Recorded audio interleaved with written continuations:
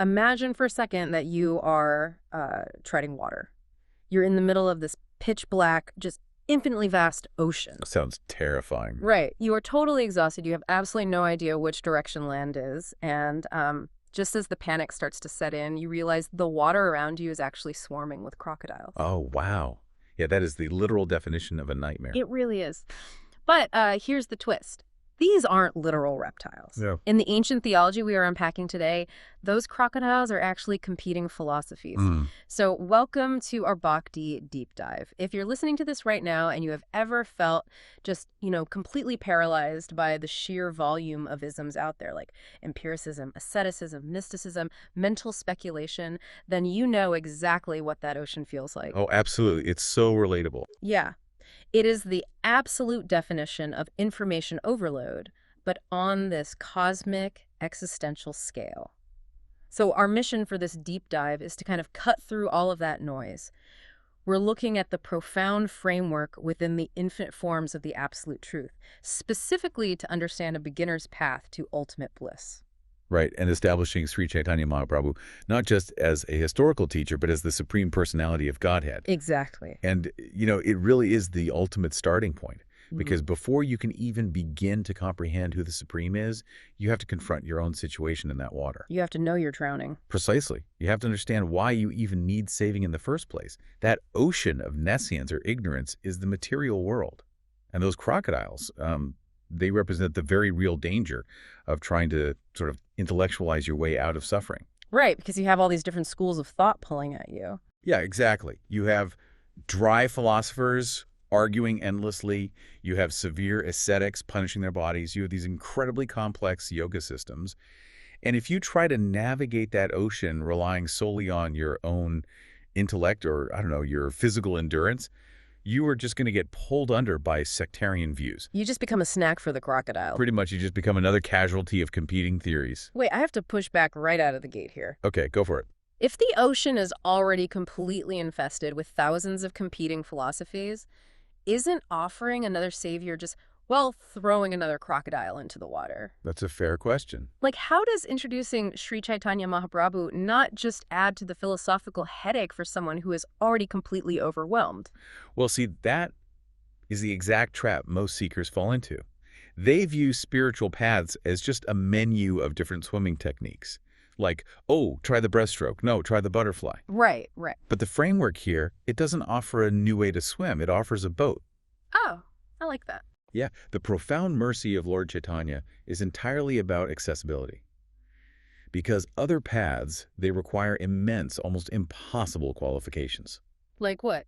Well, to achieve liberation through severe asceticism, historically, sages went to the mountains to live naked in the freezing cold. Yeah, I'm definitely not doing that. Right.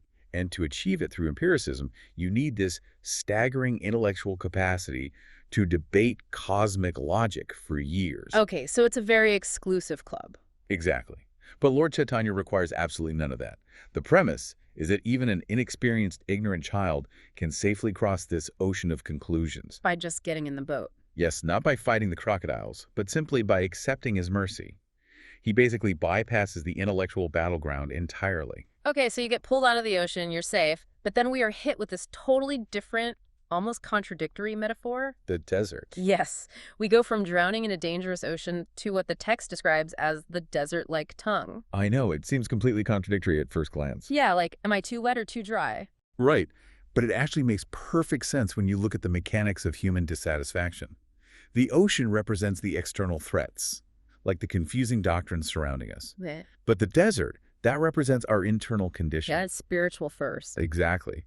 Just think about what we do all day. Our tongues are constantly vibrating. We are endlessly talking and debating and scrolling. Oh, absolutely. We are talking politics, sociology, art, culture, poetry. Or just mundane gossip about our neighbor. Literally just gossip. And all of that transient, mundane chatter is compared to a single drop of water in a vast desert. Wow.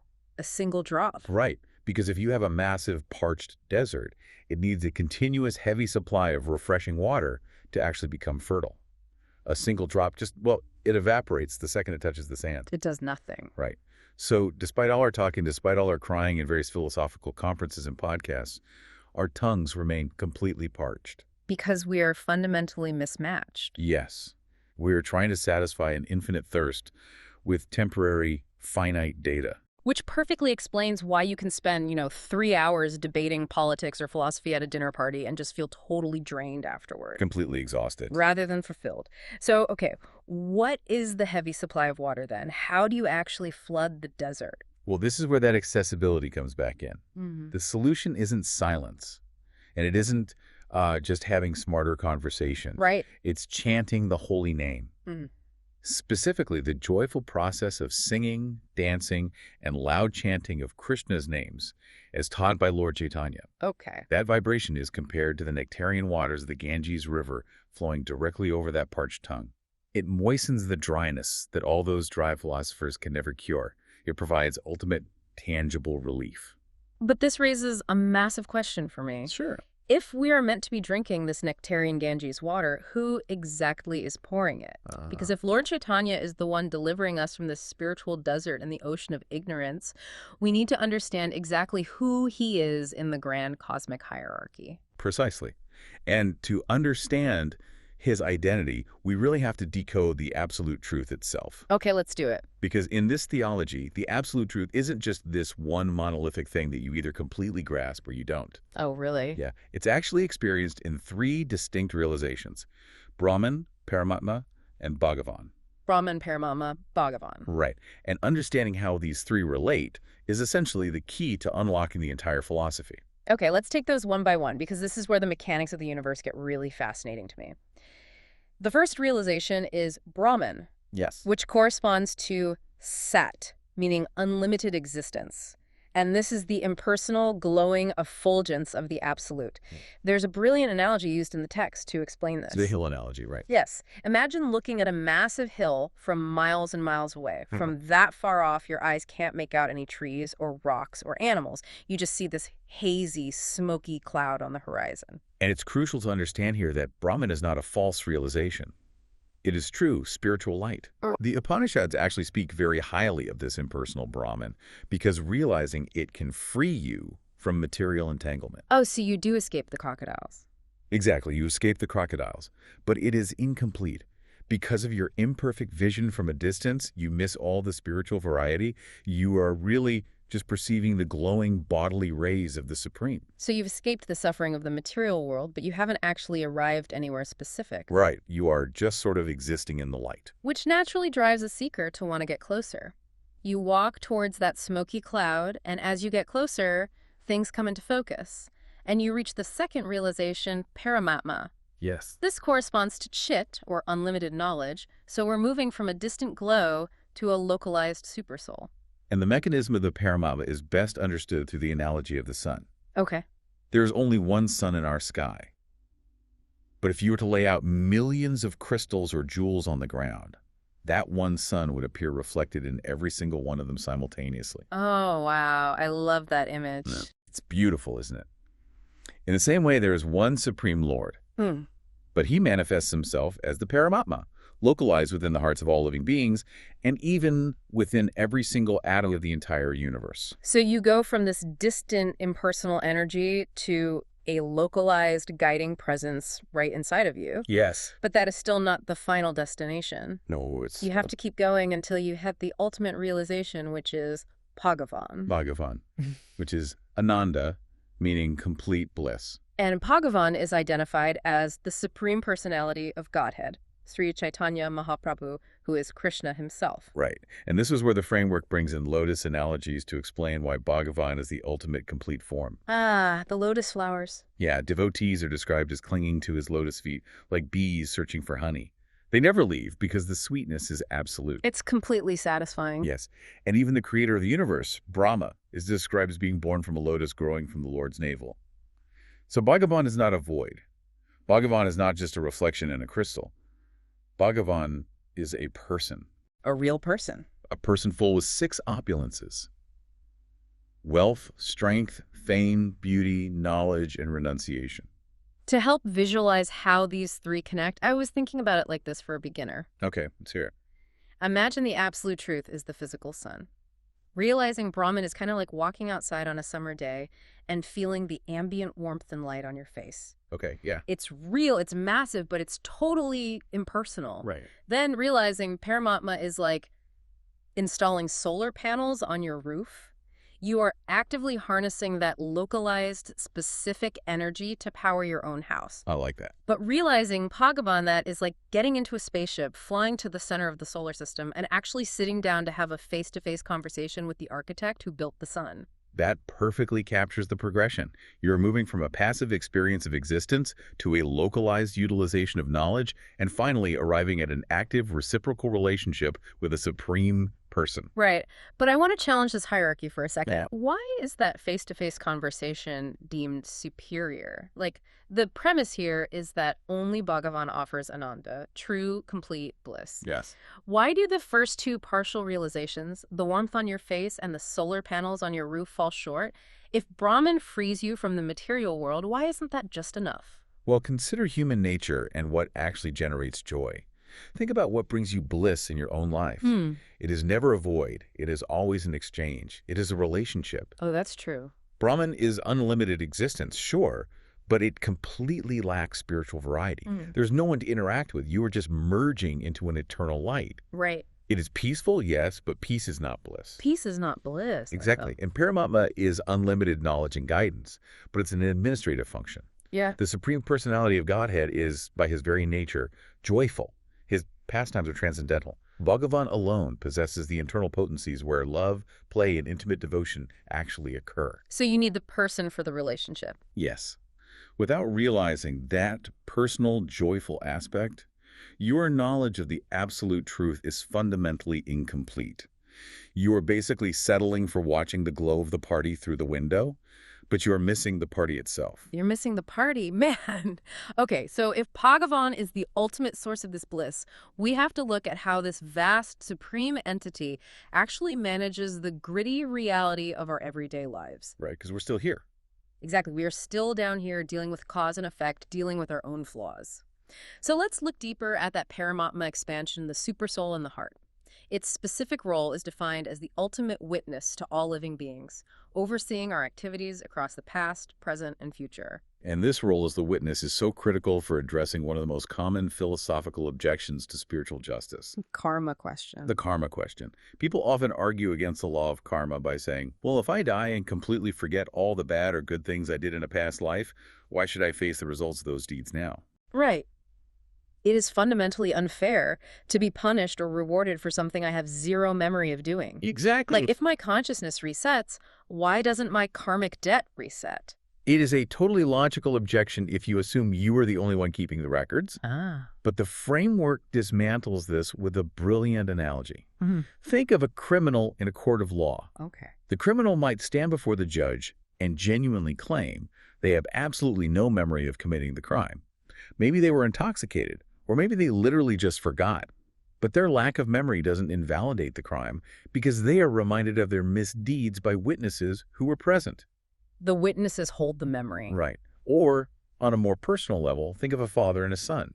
A 30-year-old man has absolutely no memory of what he did when he was 2 years old. Sure, none at all. But his father, who watched him grow, remembers every single stumble, every action, every phase, perfectly. Oh, that reframes it completely. So it's not a punitive system, it's a continuity system. Exactly. Think of your physical brain as a local hard drive. When you get a new computer, which is a new body in the next life, that local hard drive is wiped clean, you start fresh. I love the tech analogy. Thanks.